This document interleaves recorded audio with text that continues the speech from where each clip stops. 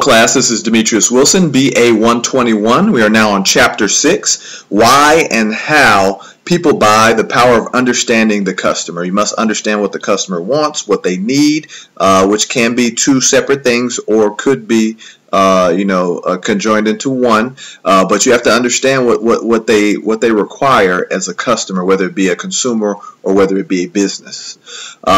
Video ride along, a video finding the decision-making features. Rachel Gordon, account manager, WMGK. She talks about how she identifies the decision maker versus the influencer in a sales call and why it's important. So you have the person who influences the decision, but then you have the person who makes the final decision, and they can veto what the influencer says. Video ride along discussion questions. Determine the factors required to identify a decision maker. List the major differences between an influencer and a decision maker, and evaluate the role played by each of them in the selling process. So remember that sometimes these will be your homework assignments for the video ride along discussion questions. So pay close attention to the video and be sure to think these things through when you're watching the video, and then also when you're putting your thoughts down on the piece of paper or typing them on the electronic piece of paper.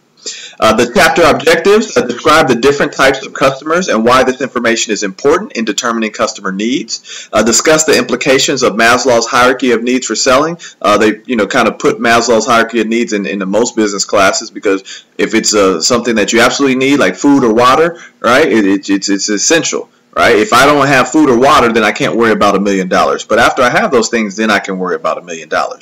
Learn the type of buyers and business and buying situations in the business-to-business environment. Remember, you have business to consumer, business to business. If you're in sales, typically, if you're a salesperson, you're going to be in business-to-business sales.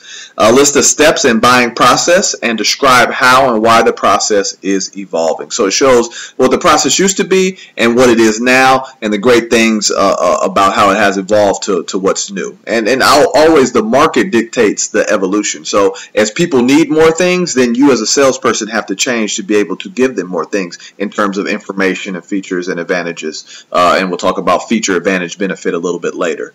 Chapter objectives, understand the role of emotions in the buying decision. Learn how, like I just said, how FAB or feature, advantage, benefit for effective selling. Understand how to develop your personal FAB message, and learn how to make your FAB message memorable in an interview, right? And I love how they talk about sales, and then they talk about how you can sell yourself, because whether you're going to be in the sales profession or currently in the sales profession, the selling yourself part applies to all of us.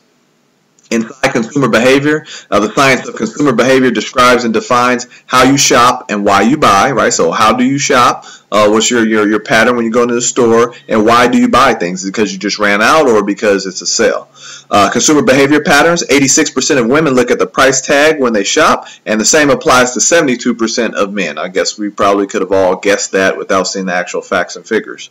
The average shopper doesn't actually notice anything that's in the entrance of the store, right? Now, you can't say that about every single person, but typically, you're making a beeline to get what you want. You're not going to look at everything that's at the very front of the store, which is probably like in the case, the liquor, the cigarettes, the propane, things like that are in the very front of the store. But if you need them as you're checking out, you're going to be looking over there and you're going to purchase them. The video book review, the video biology, and this is good too, because you check out these different books. Book brief features Martin Lindstrom, the author of Biology, Truths and Lies About Why We Buy. He shares the discoveries of the world's largest neuromarketing study conducted by, of course, himself. So you have needs versus want. I need food. I want a steak, right? So needs are essentials. These products and services you literally cannot live without, food and water, shelter, things of that nature. Wants are products, services, and activities that can improve your quality of life, something you don't need to exist, but rather you desire to have because you think it will make you happy. Like I need food, but I want an endless pool, right? I don't have the money to buy the endless pool, but I really do want an endless pool. Utilitarian needs, objective, tangible attributes of a product or service. That means things that you can touch, you can feel, you can see the result of. And hedonic or hedonic needs, a subjective, emotional, or experimental requirement. So I need these emotions, right? I need to go to yoga to feel these certain emotions, and that's what I'm getting as far as that. Now, do I need it? Maybe in my mind I need it, but do I want it? Yes, I definitely do. The video Needs versus Wants features Dr. Michael R. Solomon, a professor of marketing at St. Joseph's University. He discusses the difference between needs and wants and the impact it has on selling, right? Well, if somebody needs it, it's kind of a much easier sale. But if somebody wants it, right, then, you may have to put a little bit of extra work into it. Discussion questions: name a few products which can be categorized in both needs and wants, right? And that's definitely can hold true. And evaluate the possibilities of converting a need of a customer into a want. So like, for instance, water, right? I need water, but I don't necessarily have to have essential water. But do I want essential water? Yes, I want essential water because I feel like it's a higher level and brand of water, and I feel like it hydrates me, a lot better. So I want essential water as opposed to drinking the tap water that I drank as a kid and an adult for so many years. So here's Maslow's hierarchy of needs. You should have already seen this many, many times in your business classes. But your physiological needs, your food, water, shelter, safety needs, you want to feel like, you're safe. You don't go outside and somebody tries to attack you or kill you. Social needs, you need needs, that you feel like people like you, love you. Esteem needs, you feel like the things that you're doing are good, and also it ties into people liking and loving you. And then self-actualization is like you're in the home, like you're holding your fingers together and you're levitating in the air, and I'm at my very, very best. And that's, you see that pyramid, that part is so small because it's very rare, right? It's very rare that somebody gets to that point. But we should all strive and achieve to get to that point. Business to consumer, or B2C buying. Consumer is the end user of a product or service. When you are the ultimate customer, and the ultimate customer just means that you use something, the products or services you buy, you are defined as a B2C, or business to consumer customer. Examples: Dell selling a laptop to a housewife, and McDonald's selling a Big Mac at the restaurant, right? So it's going to the end user. Business to business selling, or business to business buying. Business to business customers are referred to as organizational or institutional markets. So organizational or institutional markets are selling products or services to another company rather than selling directly to the ultimate customer, right? So I sell the treadmill to Sears as opposed to selling it to you who need it, and then you go buy it from Sears. Because they don't have Sears brand treadmills. Examples: Intel selling microprocessors to Dell, because we need that microprocessor, right? If I look down on my Dell right here, or it's not a Dell, but it's actually a Lenovo, I see my Intel sticker right there, right? So they sold the chip to them, and then they use it as opposed to trying to produce the chip themselves. And then Heinz selling ketchup to McDonald's, right? McDonald's doesn't make their own ketchup. It's not, we don't really need to do that. We just need to spend our some extra money on the Heinz ketchup, and then we'll pass those out for free. So types of business-to-business buyers. So you have producer, reseller, and organization. So producer, a business-to-business company that purchases pants, products, or ingredients for the production or of other goods or services to sell to companies and consumers. So I buy wood so that I can make a skateboard and then I can sell it to you. I am a producer. A reseller is a business-to-business company that buys finished goods to sell, lease, or rent to other companies or consumers, like a Sears. I buy these washer, dryers, stuff from Maytag or whatever, then I sell them to you. Organization is a government, federal, local, municipal agency, or nonprofit group that purchases products or services to serve or to sell its constituents, right? So we buy all these things, and it's gonna service our individuals. So the business to consumer buying decision versus the business to business buying decision. So on the consumer side, it is impulsive, it's simple, may or may not be budgeted, right? Yeah, I exceeded my budget, so what? Low risk, individual decision, may or may not include some research. And then you have your buying decision for business to business. It's methodical, it's complex, it's budgeted, it's high risk, it's coordinated decision with buy-in and approval from many different people, analytical, including a cost-benefit analysis. How much are we going to benefit? How much money are we going to make from this purchase? And how much is it going to cost us? Are we in the positive from this decision? And if you make purchasing decisions at your company, you already know all of this. Comparison of business to consumer and business to business buyer. So on the business to consumer side versus business to business. So on the consumer side, make buying decisions for individuals or households. On the business side, make buying decisions for companies that serve companies or many consumers. On the consumer side, purchase size is small. On the business side, purchase can be in millions or billions of dollars. On the consumer side, one buyer may include some influencers or other users, right? You know, the spouse, children. Many people on the business side, even departments involved in the buying decision. Consumer side, 100 million people in the United States, 100 million households. On the business side, 500,000 businesses and organizations in the United States. Now, although there are less businesses, they buy more. Located throughout the United States are the consumers, and the business of business is centralized areas based on cost, access, and availability of resources to produce products and services. And you see a lot of jobs, especially in California. You know, a lot of companies are moving to Texas because the resources are there, and the wages you have to pay are not as much.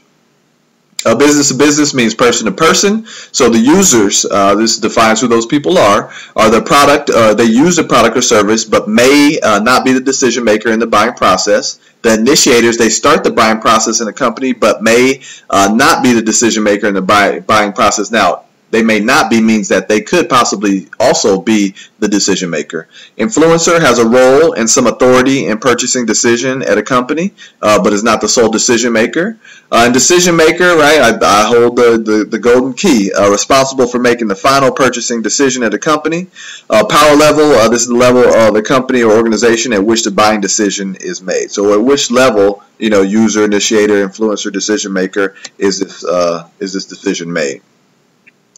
Finding the Power Level, a video, A More Effective Sales Process, features Eric Shaver, Director of Sales at Basho Technologies, talks about the sales process and how to make it more effective. Different types of business-to-business buying situations. So you have a new task buy. This is something very new, or not very new, just new to the company. A purchase made by the company for the first time. Straight rebuy means we need the same amount every time, same bad time, same bad channel. Routine purchase of product or service. Modified rebuy is a product or service that is already being purchased, but the specifications are changed. I wanted these X9 treadmills, now I need the X11 because more people want the X11. Strategic alliance is a business partnership in which all parties have something at risk and have something to gain, right? So you make a strategic alliance, strategic partnership, and if things go bad for them, they go bad for you. If things go good for you, they go good for them. Types of business-to-business buying situations. People who are responsible for making for buying products, services, and supplies for the company and for the company's customers. That's procurement. That's the buying department. Buyer, purchasing manager, materials manager, or procurement manager. Traditional view of the selling steps of the business-to-business buying process. So you just float on down the line. You start here and you end right here. So you recognize the need. What is the need? What do we need? Define the need. So let's clearly define what we truly do need. Develop the specifications.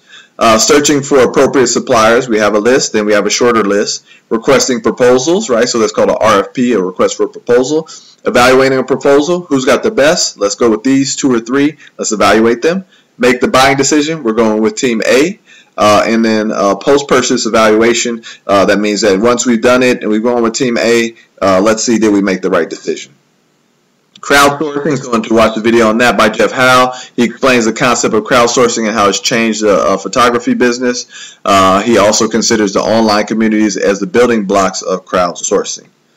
Emotions dominate business-to-business buying. So you would think that, oh, only emotions dominate business-to-consumer buying. But listen carefully. Fear and trust. People buy when they feel comfortable with the product and the salesperson, that's you, and when they believe it is the best decision they can make.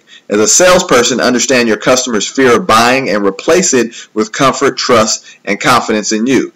The 2 kinds of risks involving business-to-business buying is organizational risk and personal risk, right? So you have an organizational risk, you know, it could affect them. You have a personal risk, could affect you and your job by the decision that you make.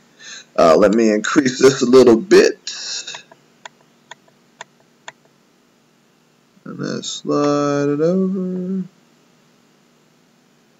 Let me move this over a little bit so you can see if I can I'm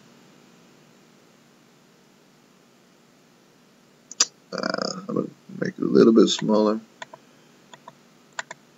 Just trying to make it bigger so I could actually see it. So traditional 7 steps of selling. Then you have your transformative factors and you have your involved selling process, right? This is the transformative factors, but then you have your evolved process. So first we have prospecting. So telemarketing, internet selling, organizational prospecting, customer retention, and deletion, right? So big thing is customer retention. It's called the leaky bucket. If I put water in a bucket and it's a hole at the bottom, I have to keep putting more water in. But if I close that hole up, then my money continues to grow as I retain the clients. Pre-approach, laptop account data, support staff, database and knowledge management. Your approach is building a foundation. Then you have nurturing the relationship. Your presentation, so you have your PowerPoint, you have your listening, team selling, multiple calls, value-added, buying centers, marketing the product. You have overcoming objectives, right? You always have to overcome objectives because they are definitely there. Predetermining needs, and then you go to problem solving as you evolve towards that. Then you have your close, identifying mutual goals, and then adding value and satisfying the needs. So I add value, I satisfy your needs, kind of go ahead and close that deal, right? ABC, always be closing. And then your follow-up, right? So you have increased effectiveness, and then customer relationship maintenance, right? So you want to continue to have your relationship with the customers throughout, because if you don't continue or maintain that relationship, then that affects your customer retention or your client retention, because they're going to leave. They're called what you call night clients. They leave in the middle of the night. They don't tell you something's wrong. They just go ahead and leave and go to another vendor. So the buying process meets feature, advantage, and benefit, or FAB. So feature, advantage, benefit. Feature is a physical characteristic of the product. Advantage is a performance characteristic of the product, or what they feature, or what the feature does, right? And then the benefit is a result the buyer will realize from the product because of product's advantages, right? So you have your feature. What is the physical characteristic of it? The advantage, performance characteristics of it, and then the benefit. What type of benefit are you going to reap because of those advantages? So how does FAB work? Customers want to know what a product or service will do for them, not just what it's made of. What's it going to do for me? How's it going to help me? That's all I need to know. And I'm even willing to pay more if you tell me how it's going to help me. And if it's going to help me a lot, I'm willing to pay more. To be able to use FAB in conversation, think in terms of the following: features, what the product has; advantage, what the features do; benefits, what the features mean. Right? What it means to that actual consumer. This right here, FAB in action. I want you to review those review these actual examples on your own. But for instance, as a product, you have an HP Pavilion computer. The feature is the hard drive. The advantage is enough space to store music and everything. The benefit, do more for playing video games to downloading all of your favorite music, right? So you know what the product is, know what the feature is, know what the advantage, know what the benefit is. So look at those real world examples, and then it gives you a better understanding of how feature, advantage, benefit works.